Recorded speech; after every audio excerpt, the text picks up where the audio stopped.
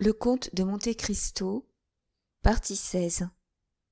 Chapitre 37.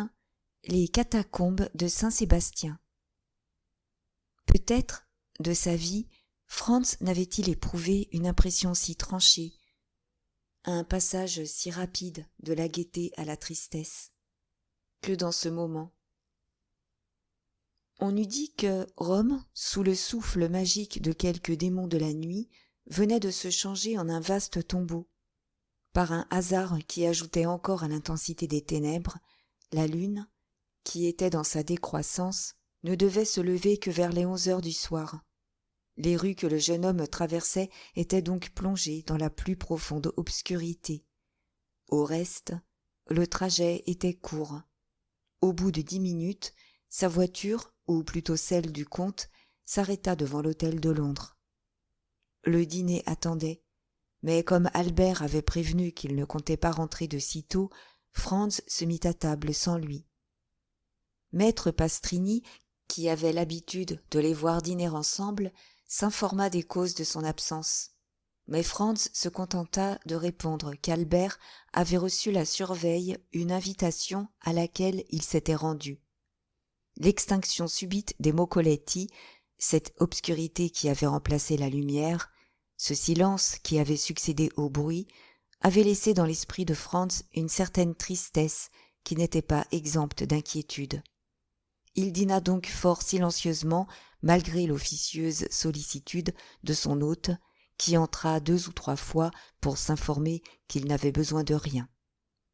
Franz était résolu à attendre Albert aussi tard que possible.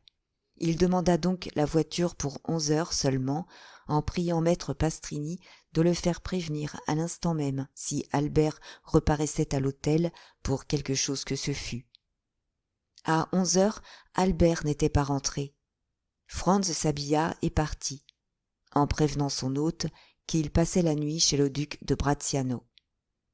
La maison du duc de Bracciano est une des plus charmantes maisons de Rome.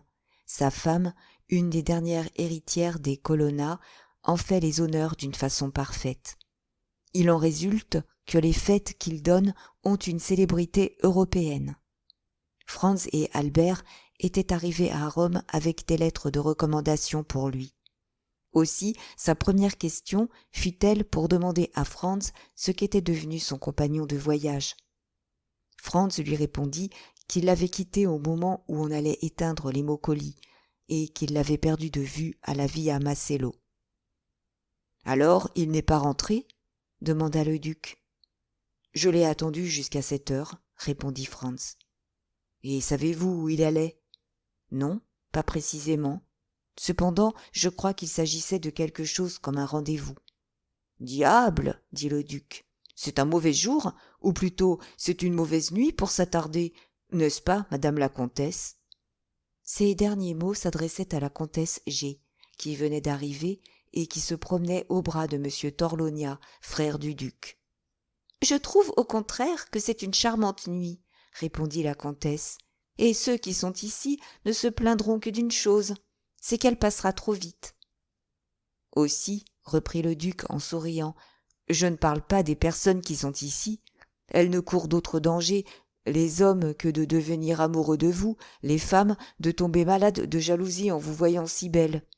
Je parle de ceux qui courent les rues de Rome. »« Eh, bon Dieu !» demanda la comtesse. « Qui court les rues de Rome à cette heure-ci, à moins que ce ne soit pour aller au bal ?»« Notre ami Albert de Morcerf, madame la comtesse, que j'ai quitté à la poursuite de son inconnu vers les 7 heures du soir, » dit Franz, « et que je n'ai pas revu depuis. »« Comment ?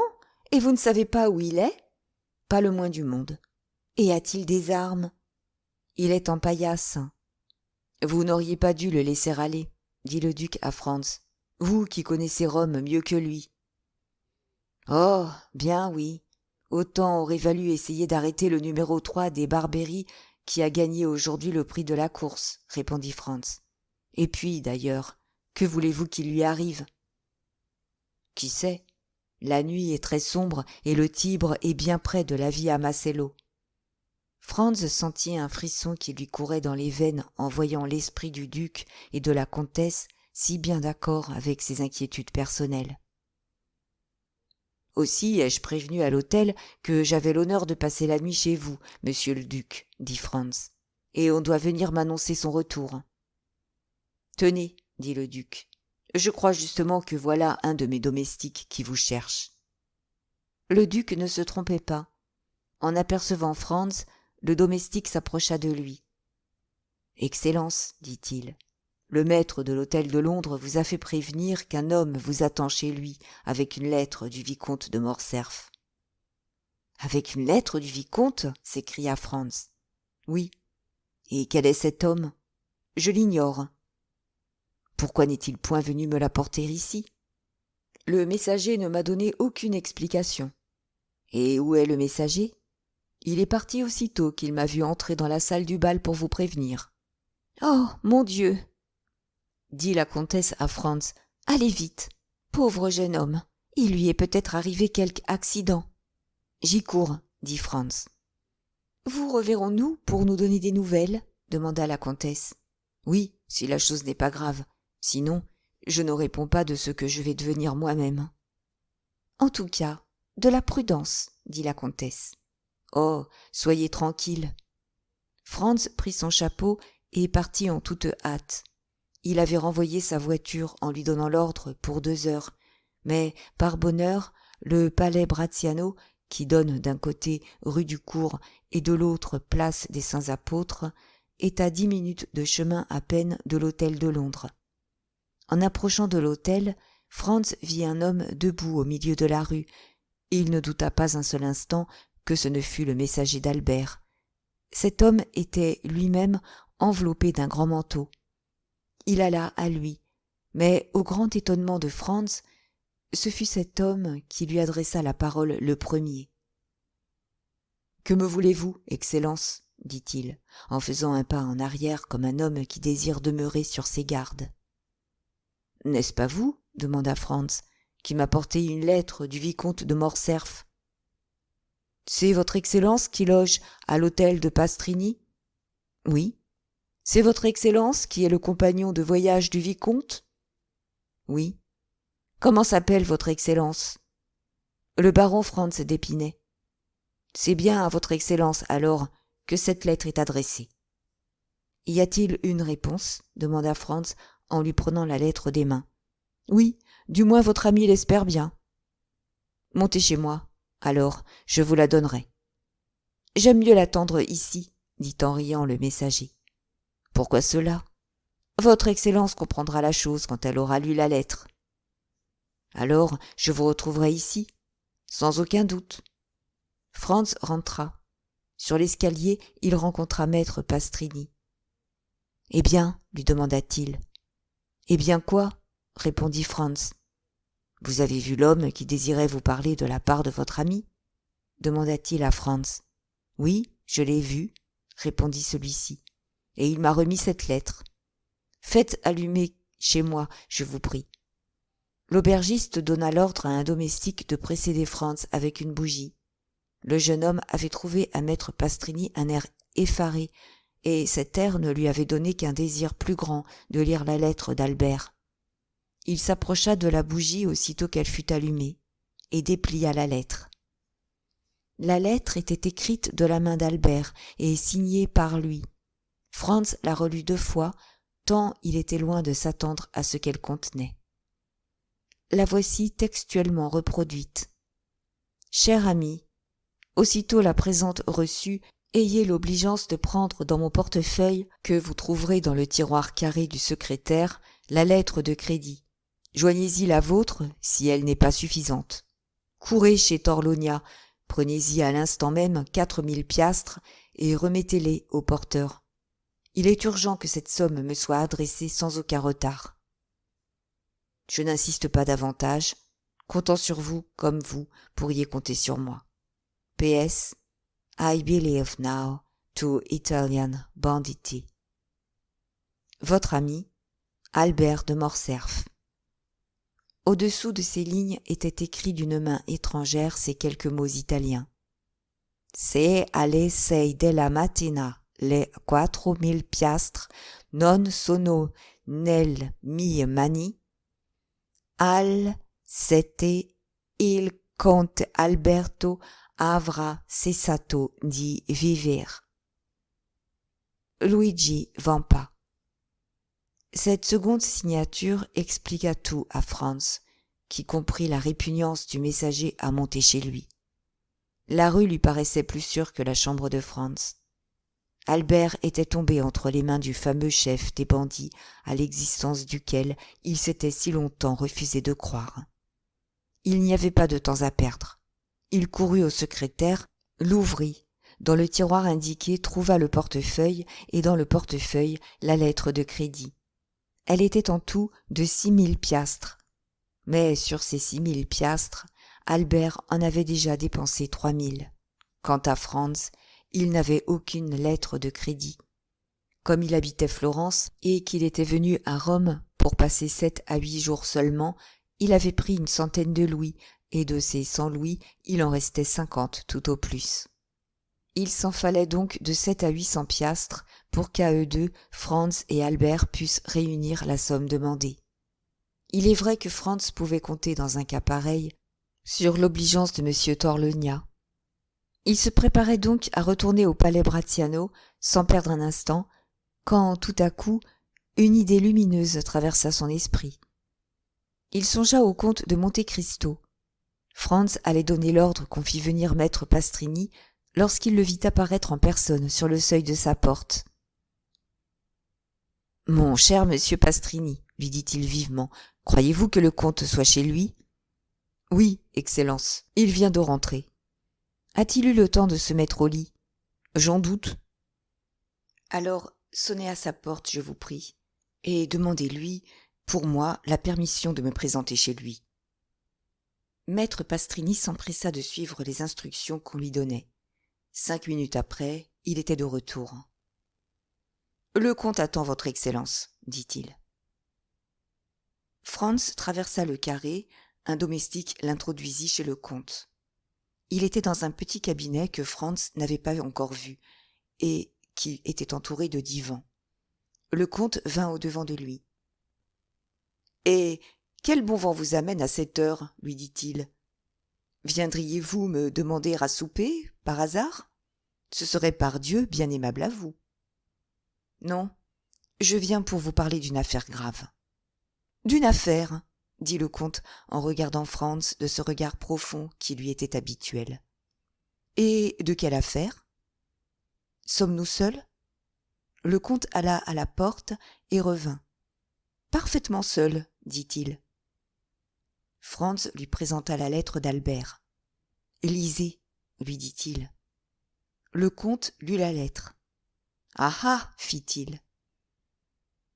Avez-vous pris connaissance du post-scriptum ? » Oui, dit-il, je vois bien. C'est alle 6 della mattina le 4000 piastres non sono nelle mie mani. Alle 7 il comte Alberto avrà cessato di vivere. Luigi Vampa. Que dites-vous de cela ? demanda Franz. Avez-vous la somme qu'on vous a demandée ? Oui, moins 800 piastres. Le comte alla à son secrétaire, l'ouvrit et faisant glisser un tiroir plein d'or. « J'espère, dit-il à Franz, que vous ne me ferez pas l'injure de vous adresser à un autre qu'à moi. »« Vous voyez, au contraire, que je suis venu droit à vous, dit Franz. Et je vous en remercie. Prenez. » Et il fit signe à Franz de puiser dans le tiroir. Est-il bien nécessaire d'envoyer cette somme à Luigi Vampa ? demanda le jeune homme en regardant à son tour fixement le comte. Dame, fit-il, jugez-en vous-même, le post-scriptum est précis. Il me semble que si vous vous donniez la peine de chercher, vous trouveriez quelque moyen qui simplifierait beaucoup la négociation, dit Franz. Et lequel ? demanda le comte étonné. Par exemple, si nous allions trouver Luigi Vampa ensemble, je suis sûr qu'il ne vous refuserait pas la liberté d'Albert. À moi ? Et quelle influence voulez-vous que j'aie sur ce bandit ? Ne venez-vous pas de lui rendre un de ses services qui ne s'oublie point ? Et lequel ? Ne venez-vous pas de sauver la vie à Peppino ? Ah, qui vous a dit cela? Que vous importe, je le sais. Le comte resta un instant muet et les sourcils froncés. Et si j'allais trouver Vampa, vous m'accompagneriez? Si ma compagnie ne vous était pas trop désagréable. Eh bien, soit. Le temps est beau, une promenade dans la campagne de Rome ne peut que nous faire du bien. Faut-il prendre des armes? Pourquoi faire? De l'argent? C'est inutile. Où est l'homme qui a apporté ce billet? Dans la rue. Il attend la réponse? Oui. Il faut un peu savoir où nous allons. Je vais l'appeler. Inutile, il n'a pas voulu monter. Chez vous, peut-être, mais chez moi, il ne fera pas de difficulté. Le comte alla à la fenêtre du cabinet qui donnait sur la rue et siffla d'une certaine façon. L'homme au manteau se détacha de la muraille et s'avança jusqu'au milieu de la rue. « Salite » dit le comte, du ton dont il aurait donné un ordre à un domestique. Le messager obéit sans retard, sans hésitation, avec empressement même, et, franchissant les 4 marches du perron, entra dans l'hôtel. 5 secondes après, il était à la porte du cabinet. « Ah, c'est toi, Peppino, » dit le comte. Mais Peppino, au lieu de répondre, se jeta à genoux, saisit la main du comte et y appliqua ses lèvres à plusieurs reprises. « Ah ah, dit le comte, tu n'as pas encore oublié que je t'ai sauvé la vie. C'est étrange. Il y a pourtant aujourd'hui 8 jours de cela. »« Non, Excellence, et je ne l'oublierai jamais, » répondit Peppino avec l'accent d'une profonde reconnaissance. « Jamais, c'est bien long, mais enfin, c'est déjà beaucoup que tu le crois. Relève-toi et réponds. » Peppino jeta un coup d'œil inquiet sur Franz. « Oh, tu peux parler devant son Excellence, dit-il. C'est un de mes amis. Vous permettez que je vous donne ce titre, dit en français le comte en se tournant du côté de Franz. Il est nécessaire pour exciter la confiance de cet homme. « Vous pouvez parler devant moi, reprit Franz. Je suis un ami du comte. »« À la bonne heure, dit Peppino en se retournant à son tour vers le comte. Que votre Excellence m'interroge et je répondrai. » Comment le vicomte Albert est-il tombé entre les mains de Luigi? Excellence, la calèche du Français a croisé plusieurs fois celle où était Teresa. La maîtresse du chef? Oui. Le Français lui a fait les yeux doux. Teresa s'est amusée à lui répondre. Le Français lui a jeté des bouquets, elle lui en a rendu. Tout cela, bien entendu, du consentement du chef, qui était dans la même calèche. « Comment » s'écria Franz. « Luigi Vampa était dans la calèche des paysannes romaines ?»« C'était lui qui conduisait, déguisé en cocher, » répondit Peppino. « Après » demanda le comte. « Eh bien, après, le Français se démasqua. Teresa, toujours du consentement du chef, en fit autant. Le Français demanda un rendez-vous, Teresa accorda le rendez-vous demandé. Seulement, au lieu de Teresa, ce fut Beppo qui se trouva sur les marches de l'église San Giacomo. « Comment » interrompit encore Franz. « Cette paysanne qui lui a arraché son moccoletto ?»« C'était un jeune garçon de 15 ans, » répondit Peppino. « Mais il n'y a pas de honte pour votre ami à y avoir été pris. Beppo en a attrapé bien d'autres, allez. » « Et Beppo l'a conduit hors des murs ?» dit le comte. Justement, une calèche attendait au bout de la Via Macello. Beppo est monté dedans en invitant le Français à le suivre. Il ne se l'est pas fait dire 2 fois. Il a galamment offert la droite à Beppo et s'est placé près de lui. Beppo lui a annoncé alors qu'il allait le conduire à une villa située à 1 lieue de Rome.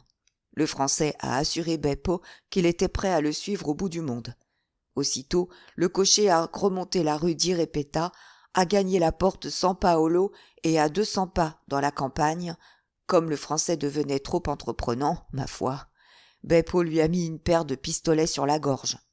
Aussitôt, le cocher a arrêté ses chevaux, s'est retourné sur son siège et en a fait autant. En même temps, 4 des nôtres, qui étaient cachés sur les bords de l'Almo, se sont élancés aux portières. Le Français avait bonne envie de se défendre. Il a même un peu étranglé Beppo. à ce que j'ai entendu dire. Mais il n'y avait rien à faire contre 5 hommes armés. Il a bien fallu se rendre. On l'a fait descendre de voiture, on a suivi les bords de la petite rivière, et on l'a conduit à Teresa et à Luigi, qui l'attendaient dans les catacombes de Saint-Sébastien. Eh bien, mais, dit le comte en se tournant du côté de Franz, il me semble qu'elle en vaut bien une autre, cette histoire. Qu'en dites-vous, vous qui êtes connaisseur? Je dis que je la trouverais fort drôle, répondit Franz, si elle était arrivée à un autre qu'à ce pauvre Albert. Le fait est, dit le comte, que si vous ne m'aviez pas trouvé là, c'était une bonne fortune qui coûtait un peu cher à votre ami, mais rassurez-vous, il en sera quitte pour la peur. Et nous allons toujours le chercher? Demanda Franz. Pardieu, d'autant plus qu'il est dans un endroit fort pittoresque. Connaissez-vous les catacombes de Saint-Sébastien? Non, je n'y suis jamais descendu, mais je me promettais d'y descendre un jour. Eh bien, voici l'occasion toute trouvée, et il serait difficile d'en rencontrer une autre meilleure. Avez-vous votre voiture? Non. Cela ne fait rien. On a l'habitude de m'en tenir une toute attelée nuit et jour. Tout attelée? Oui, je suis un être fort capricieux. Il faut vous dire que, parfois, en me levant, à la fin de mon dîner, au milieu de la nuit, il me prend l'envie de partir pour un point du monde quelconque, et je pars. Le comte sonna un coup, son valet de chambre parut. « Faites sortir la voiture de la remise, dit-il, et ôtez-en les pistolets qui sont dans les poches. Il est inutile de réveiller le cocher. Ali conduira. » Au bout d'un instant, on entendit le bruit de la voiture qui s'arrêtait devant la porte. Le comte tira sa montre. « 00h30, dit-il. Nous aurions pu partir d'ici à 5 heures du matin et arriver encore à temps. Mais peut-être ce retard aurait-il fait passer une mauvaise nuit à votre compagnon. Il vaut donc mieux aller tout courant le tirer des mains des infidèles. Êtes-vous toujours décidé à m'accompagner? Plus que jamais. Eh bien, venez alors. Franz et le comte sortirent, suivis de Peppino. À la porte, ils trouvèrent la voiture. Ali était sur le siège. Franz reconnut l'esclave muet de la grotte de Monte Cristo. Franz et le comte montèrent dans la voiture, qui était un coupé. Peppino se plaça près d'Ali, et l'on partit au galop. Ali avait reçu des ordres d'avance, car il prit la rue du Cours, traversa le Campo Vaccino, remonta la Strada San Gregorio et arriva à la porte Saint-Sébastien. Là, le concierge voulut faire quelques difficultés, mais le comte de Monte Cristo présenta une autorisation du gouverneur de Rome d'entrer dans la ville et d'en sortir à toute heure du jour et de la nuit. La herse fut donc levée, le concierge reçut 1 louis pour sa peine, et l'on passa. La route que suivait la voiture était l'ancienne voie appienne, toute bordée de tombeaux. De temps en temps, au clair de la lune qui commençait à se lever, il semblait à Franz voir comme une sentinelle se détacher d'une ruine, mais aussitôt, à un signe échangé entre Peppino et cette sentinelle, elle rentrait dans l'ombre et disparaissait. Un peu avant le cirque de Caracalla, la voiture s'arrêta. Peppino vint ouvrir la portière, et le comte et Franz descendirent.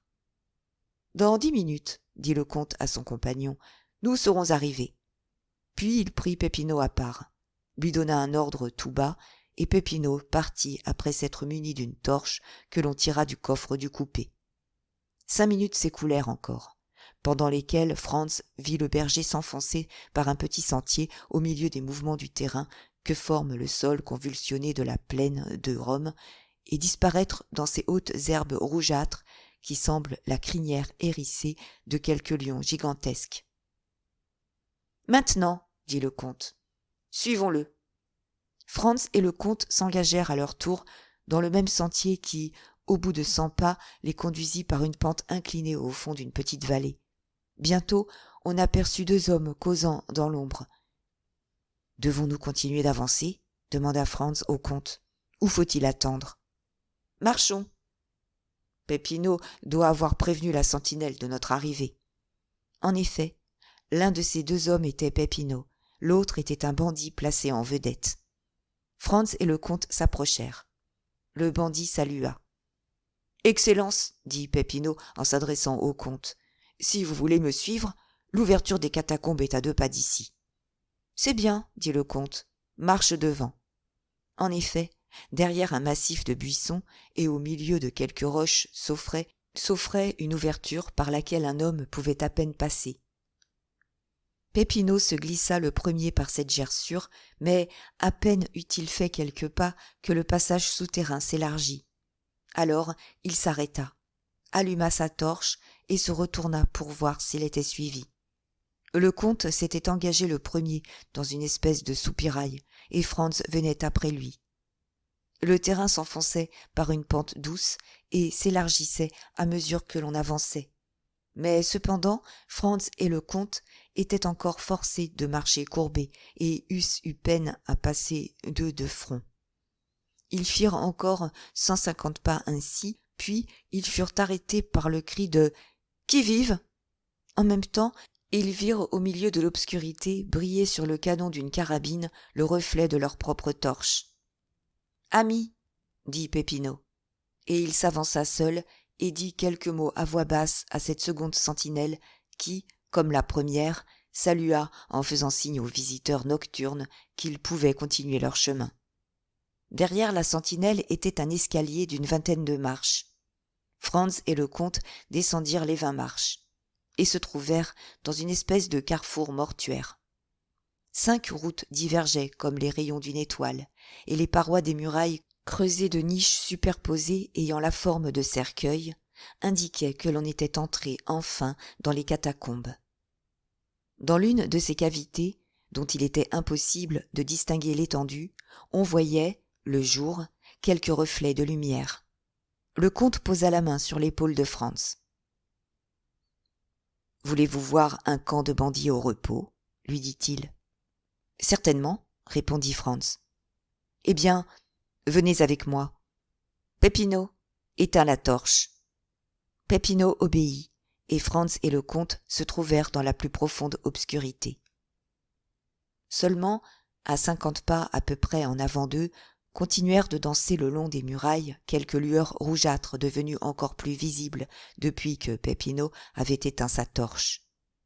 Ils avancèrent silencieusement, le comte guidant Franz comme s'il avait eu cette singulière faculté de voir dans les ténèbres.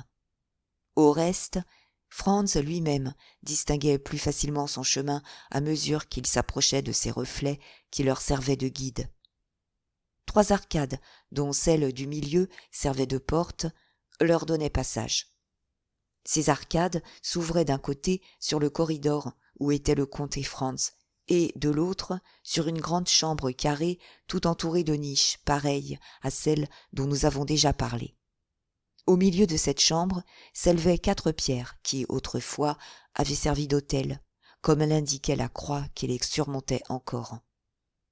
Une seule lampe posée sur un fût de colonne éclairait d'une lumière pâle et vacillante l'étrange scène qui s'offrait aux yeux des 2 visiteurs cachés dans l'ombre. Un homme était assis, le coude appuyé sur cette colonne, et lisait, tournant le dos aux arcades par l'ouverture desquelles les nouveaux arrivés le regardaient. C'était le chef de la bande, Luigi Vampa. Tout autour de lui, groupés selon leurs caprices, couchés dans leurs manteaux ou adossés à une espèce de banc de pierre qui régnait tout autour du columbarium, on distinguait une 20aine de brigands. Chacun avait sa carabine à portée de la main. Au fond, silencieuse, à peine visible et pareille à une ombre, une sentinelle se promenait de long en large devant une espèce d'ouverture qu'on ne distinguait que parce que les ténèbres semblaient plus épaisses en cet endroit. Lorsque le comte crut que Franz avait suffisamment réjoui ses regards de ce pittoresque tableau, il porta le doigt à ses lèvres pour lui recommander le silence. Et, montant les 3 marches qui conduisaient du corridor au columbarium, il entra dans la chambre par l'arcade du milieu et s'avança vers Vampa, qui était si profondément plongé dans sa lecture qu'il n'entendit point le bruit de ses pas. « Qui vive ?» cria la sentinelle, moins préoccupée, et qui vit, à la lueur de la lampe, une espèce d'ombre qui grandissait derrière son chef. À ce cri, Vampa se leva vivement, tirant du même coup un pistolet de sa ceinture. En un instant, tous les bandits furent sur pied et 20 canons de carabine se dirigèrent sur le comte. Eh bien, dit tranquillement celui-ci, d'une voix parfaitement calme et sans qu'un seul muscle de son visage bougeât. Eh bien, mon cher Vampa, il me semble que voilà bien des frais pour recevoir un ami. Armes bas, cria le chef, en faisant un signe impératif d'une main, tandis que de l'autre, il ôtait respectueusement son chapeau.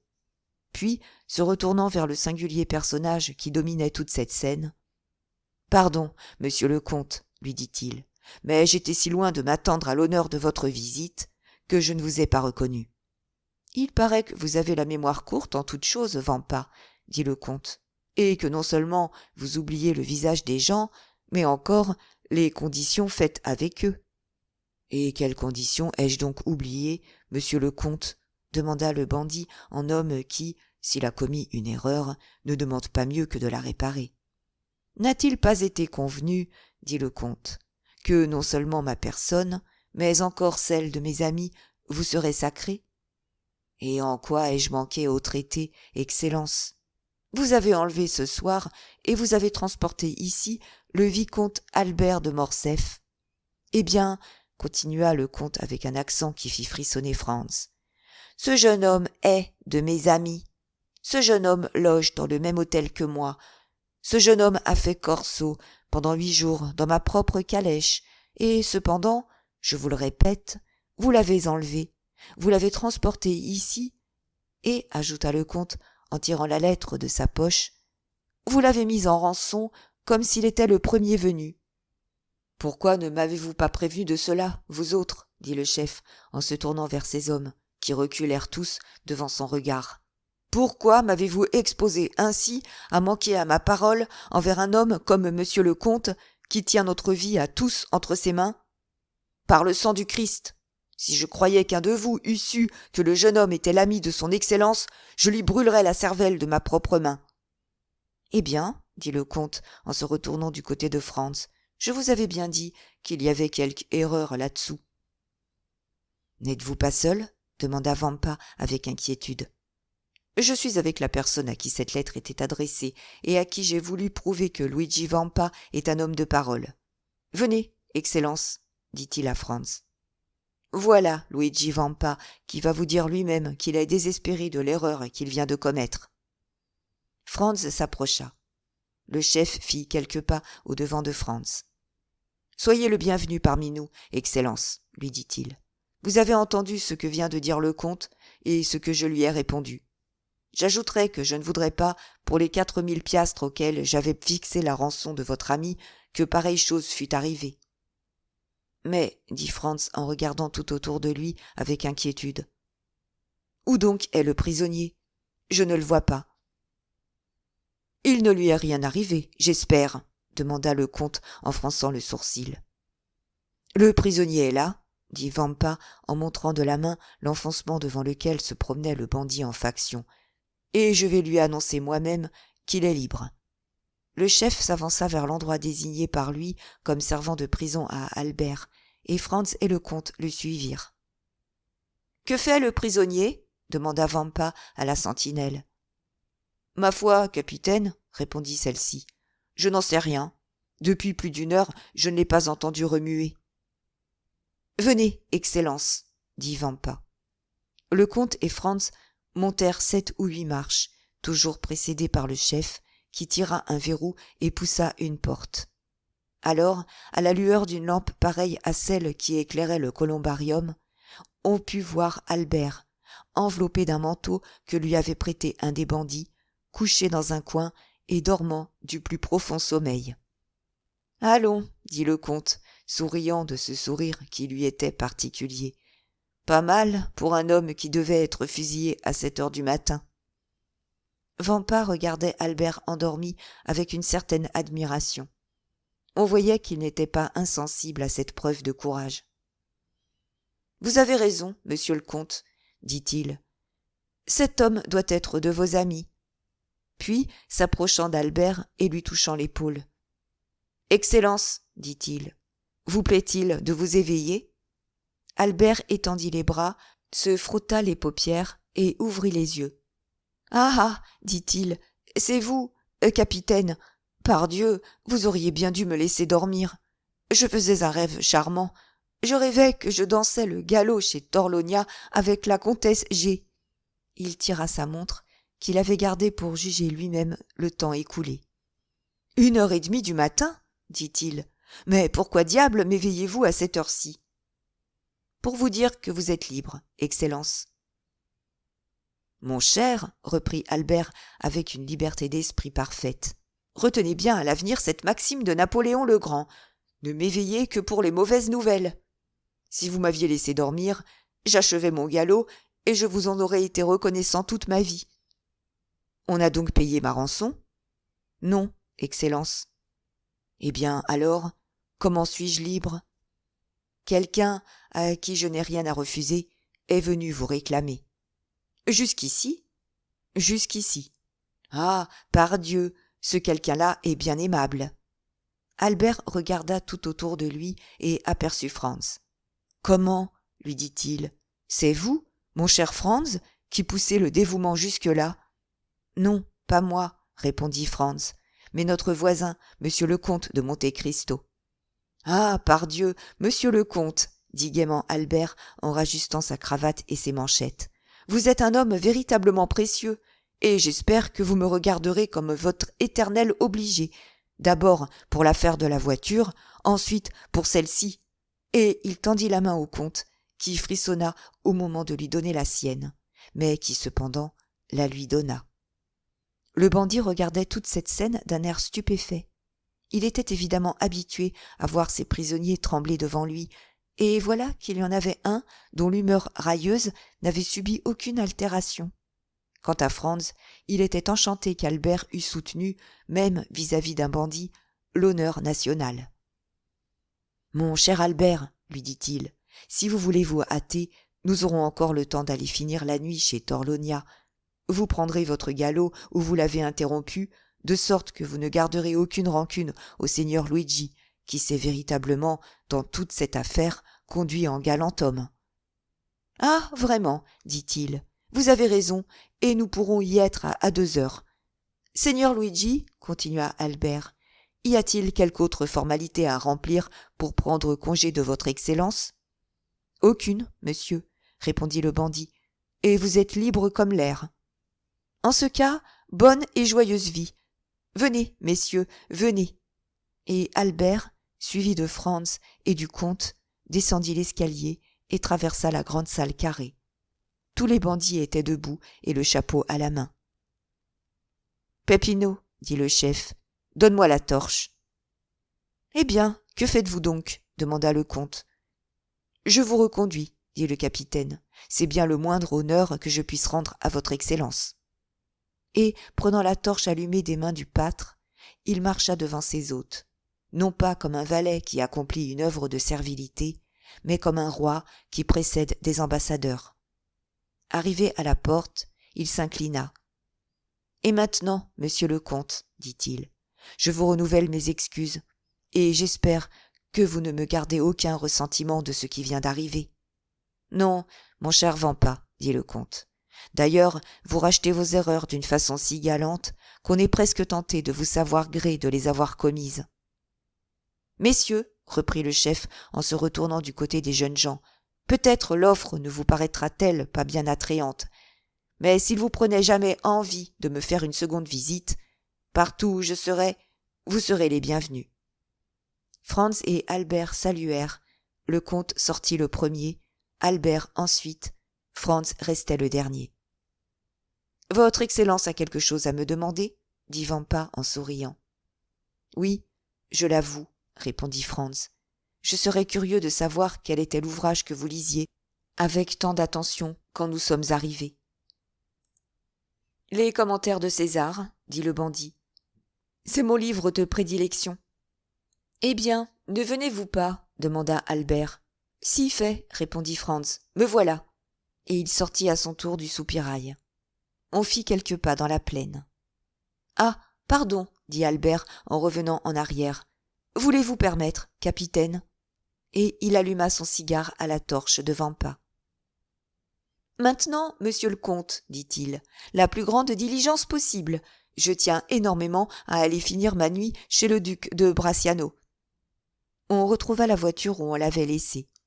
Le comte dit un seul mot arabe à Ali, et les chevaux partirent à fond de train. Il était 2 heures juste, à la montre d'Albert, quand les 2 amis entrèrent dans la salle de danse. Leur retour fit événement, mais, comme ils entraient ensemble, toutes les inquiétudes que l'on avait pu concevoir sur Albert cessèrent à l'instant même. « Madame, dit le vicomte de Morcerf en s'avançant vers la comtesse, hier, vous avez eu la bonté de me promettre un galop. Je viens un peu tard réclamer cette gracieuse promesse. Mais voilà mon ami, dont vous connaissez la véracité, qui vous affirmera qu'il n'y a pas de ma faute. » Et comme en ce moment la musique donnait le signal de la valse, Albert passa son bras autour de la taille de la comtesse et disparut avec elle dans le tourbillon des danseurs. Pendant ce temps, Franz songeait au singulier frissonnement qui avait passé par tout le corps du comte de Monte-Cristo au moment où il avait été en quelque sorte forcé de donner la main à Albert. Chapitre 38. Le rendez-vous. Le lendemain, en se levant, le premier mot d'Albert fut pour proposer à Franz d'aller faire une visite au comte. Il l'avait déjà remercié la veille, mais il comprenait qu'un service comme celui qu'il lui avait rendu valait bien 2 remerciements. Franz, qu'un attrait mêlé de terreur attirait vers le comte de Monte-Cristo, ne voulut pas le laisser aller seul chez cet homme et l'accompagna. Tous 2 furent introduits dans le salon. 5 minutes après, le comte parut. « Monsieur le comte, lui dit Albert en allant à lui, permettez-moi de vous répéter ce matin ce que je vous ai mal dit hier. C'est que je n'oublierai jamais dans quelles circonstances vous m'êtes venu en aide, et que je me souviendrai toujours que je vous dois la vie, ou à peu près. »« Mon cher voisin, répondit le comte en riant, vous exagérez vos obligations envers moi. Vous me devez une petite économie d'une 20 000 francs sur votre budget de voyage, et voilà tout. Vous voyez bien que ce n'est pas la peine d'en parler. De votre côté, ajouta-t-il, recevez tous mes compliments. Vous avez été adorable de sans gêne et de laisser aller. »« Que voulez-vous, comte, dit Albert. Je me suis figuré que je m'étais fait une mauvaise querelle et qu'un duel s'en était suivi. Et j'ai voulu faire comprendre une chose à ces bandits. C'est qu'on se bat dans tous les pays du monde, mais qu'il n'y a que les Français qui se battent en riant. Néanmoins, comme mon obligation vis-à-vis de vous n'en est pas moins grande, je viens vous demander si, par moi, par mes amis et par mes connaissances, je ne pourrais pas vous être bon à quelque chose. Mon père, le comte de Morcerf, qui est d'origine espagnole, a une haute position en France et en Espagne. Je viens me mettre, moi, et tous les gens qui m'aiment, à votre disposition. »« Eh bien, dit le comte, je vous avoue, monsieur de Morcerf, que j'attendais votre offre et que je l'accepte de grand cœur. J'avais déjà jeté mon dévolu sur vous pour vous demander un grand service. »« Lequel ? Je n'ai jamais été à Paris. Je ne connais pas Paris. »« Vraiment ? s'écria Albert. Vous avez pu vivre jusqu'à présent sans voir Paris ? C'est incroyable. » »« C'est ainsi, cependant. Mais je sens comme vous qu'une plus longue ignorance de la capitale du monde intelligent est chose impossible. Il y a plus. Peut-être même aurais-je fait ce voyage indispensable depuis longtemps si j'avais connu quelqu'un qui pût m'introduire dans ce monde où je n'avais aucune relation. »« Oh, un homme comme vous !» s'écria Albert. « Vous êtes bien bon, mais comme je ne me reconnais à moi-même d'autre mérite que de pouvoir faire concurrence comme millionnaire à M. Aguado ou à M. Rothschild, et que je ne vais pas à Paris pour jouer à la bourse, cette petite circonstance m'a retenu. Maintenant, votre offre me décide. Voyons, vous engagez-vous, mon cher monsieur de Morcerf, le comte accompagna ces mots d'un singulier sourire. Vous engagez-vous, lorsque j'irai en France, à m'ouvrir les portes de ce monde où je serai aussi étranger qu'un Huron ou qu'un Cochin chinois? Oh, quant à cela, monsieur le comte, à merveille et de grand cœur, répondit Albert, et d'autant plus volontiers, mon cher Franz, ne vous moquez pas trop de moi, que je suis rappelé à Paris par une lettre que je reçois ce matin même, et où il est question pour moi d'une alliance avec une maison fort agréable et qui a les meilleures relations dans le monde parisien. « Alliance par mariage ?» dit Franz en riant. Oh, mon Dieu, oui. Ainsi, quand vous reviendrez à Paris, vous me trouverez homme posé et peut-être père de famille. Cela ira bien à ma gravité naturelle, n'est-ce pas? En tout cas, comte, je vous le répète, moi et les miens sommes à vous corps et âme. J'accepte, dit le comte, car je vous jure qu'il ne me manquait que cette occasion pour réaliser des projets que je rumine depuis longtemps. Franz ne douta point un instant que ces projets ne fussent ceux dont le comte avait laissé échapper un mot dans la grotte de Monte Cristo, et il regarda le comte pendant qu'il disait ces paroles pour essayer de saisir sur sa physionomie quelque révélation de ces projets qui le conduisaient à Paris. Mais il était bien difficile de pénétrer dans l'âme de cet homme, surtout lorsqu'il la voilait avec un sourire. « Mais voyons, comte, reprit Albert, enchanté d'avoir à produire un homme comme Monte Cristo. N'est-ce pas là un de ces projets en l'air, comme on en fait 1000 en voyage, et qui, bâtis sur du sable, sont emportés au premier souffle du vent? Non, d'honneur, dit le comte. Je veux aller à Paris. Il faut que j'y aille. Et quand cela? Mais quand y serez-vous vous-même? Moi, dit Albert. Oh, mon Dieu, dans 15 jours ou 3 semaines au plus tard, le temps de revenir. Eh bien, dit le comte, je vous donne 3 mois. Vous voyez que je vous fais la mesure large. Et dans 3 mois, s'écria Albert avec joie, vous venez frapper à ma porte? Voulez-vous un rendez-vous jour pour jour, heure pour heure? Dit le comte. Je vous préviens que je suis d'une exactitude désespérante. Jour pour jour, heure pour heure, dit Albert, cela me va à merveille. Eh bien, soit. Il étendit la main vers un calendrier suspendu près de la glace. Nous sommes aujourd'hui, dit-il, le 21 février. Il tira sa montre. Il est 10h30 du matin. Voulez-vous m'attendre le 21 mai prochain, à 10h30 du matin? À merveille, dit Albert. Le déjeuner sera prêt. Vous demeurez rue du Helder, numéro 27. Vous êtes chez vous, un garçon, je ne vous gênerai pas. J'habite dans l'hôtel de mon père, mais un pavillon au fond de la cour entièrement séparé. Bien. Le comte prit ses tablettes et écrivit rue du Helder, numéro 27, 21 mai, à 10h30 du matin. Et maintenant, dit le comte en remettant ses tablettes dans sa poche, soyez tranquille, l'aiguille de votre pendule ne sera pas plus exacte que moi. Je vous reverrai avant mon départ, demanda Albert. C'est selon. Quand partez-vous? Je pars demain, à 5h du soir. En ce cas, je vous dis adieu. J'ai affaire à Naples, et ne serai de retour ici que samedi soir ou dimanche matin. Et vous? Demanda le comte à Franz. Partez-vous aussi, monsieur le baron? Oui. Pour la France? Non, pour Venise. Je reste encore 1 an ou 2 en Italie. Nous ne nous verrons donc pas à Paris. Je crains de ne pas avoir cet honneur. Allons, messieurs. Bon voyage, dit le comte aux 2 amis en leur tendant à chacun une main. C'était la première fois que Franz touchait la main de cet homme. Il tressaillit, car elle était glacée comme celle d'un mort. Une dernière fois, dit Albert. C'est bien arrêté. Sur parole d'honneur, n'est-ce pas? Rue du Helder, numéro 27, le 21 mai, à 10h30 du matin. Le 21 mai, à 10h30 du matin, rue du Helder, numéro 27, reprit le comte. Sur quoi les 2 jeunes gens saluèrent le comte et sortirent. « Qu'avez-vous donc » dit en rentrant chez lui Albert à Franz. « Vous avez l'air tout soucieux. »« Oui, » dit Franz, « je vous l'avoue, le comte est un homme singulier, et je vois avec inquiétude ce rendez-vous qu'il vous a donné à Paris. »« Ce rendez-vous? Avec inquiétude? Ah ça! Mais êtes-vous fou, mon cher Franz ?» s'écria Albert. « Que voulez-vous » dit Franz. « Fou ou non, c'est ainsi. »« Écoutez, » reprit Albert, « et je suis bien aise que l'occasion se présente de vous dire cela, mais je vous ai toujours trouvé assez froid pour le comte. Que, de son côté, j'ai toujours trouvé parfait, au contraire, pour nous.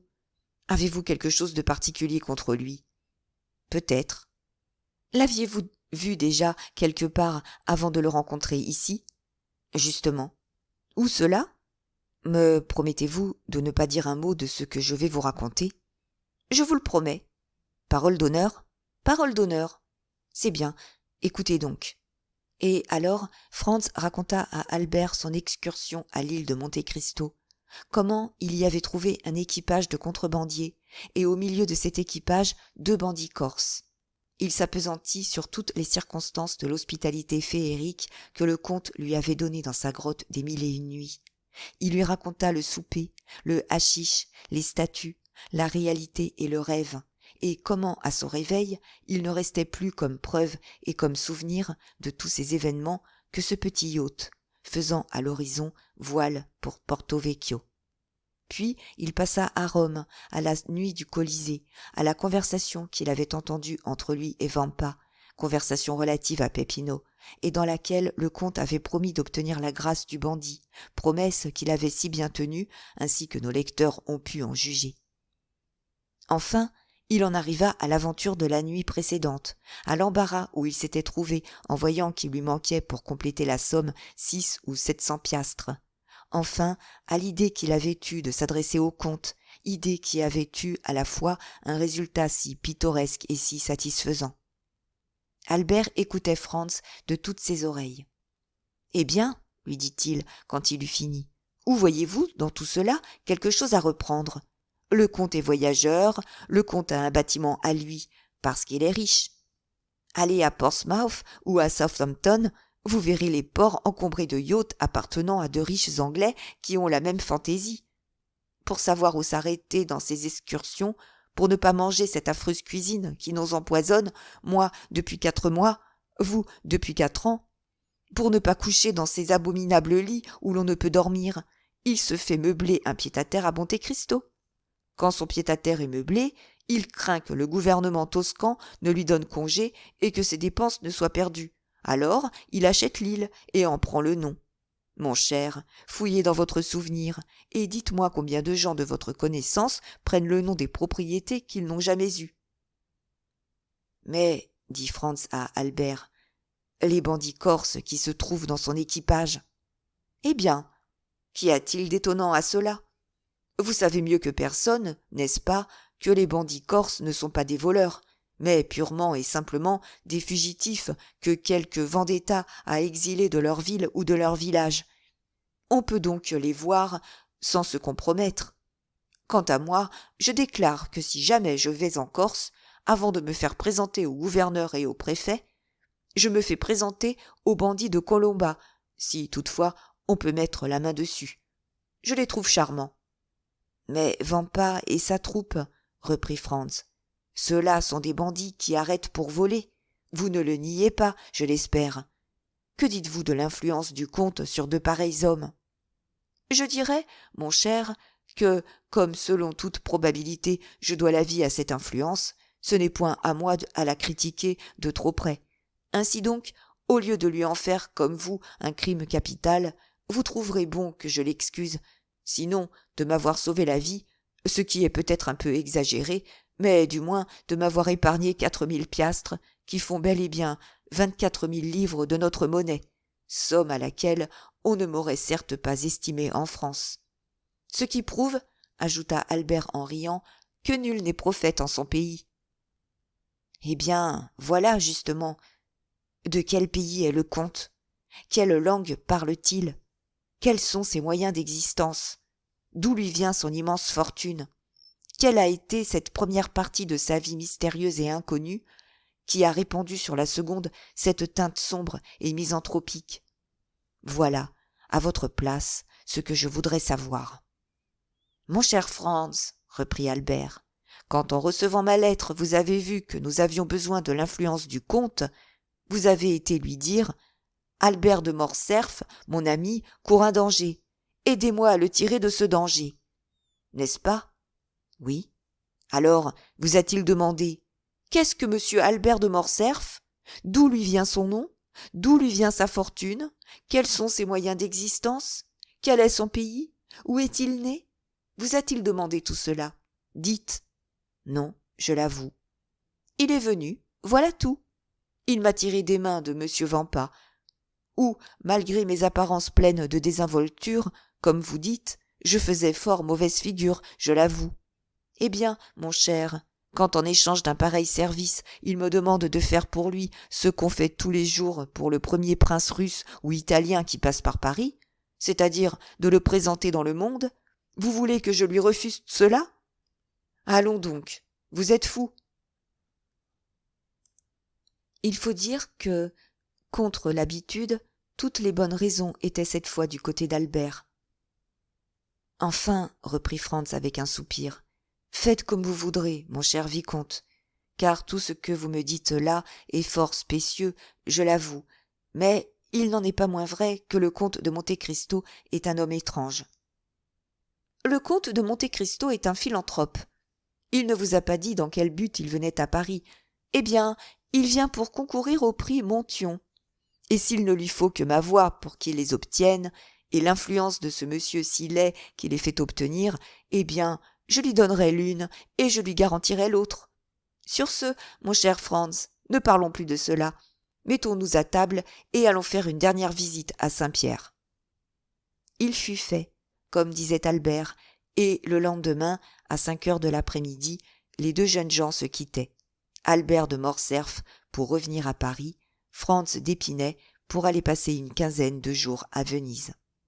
Mais, avant de monter en voiture, Albert remit encore au garçon de l'hôtel, tant il avait peur que son convive ne manquât au rendez-vous, une carte pour le comte de Monte Cristo, sur laquelle, au-dessous de ces mots, Vicomte Albert de Morcerf, il y avait écrit au crayon 21 mai à 10h30 du matin, 27 rue du Helder.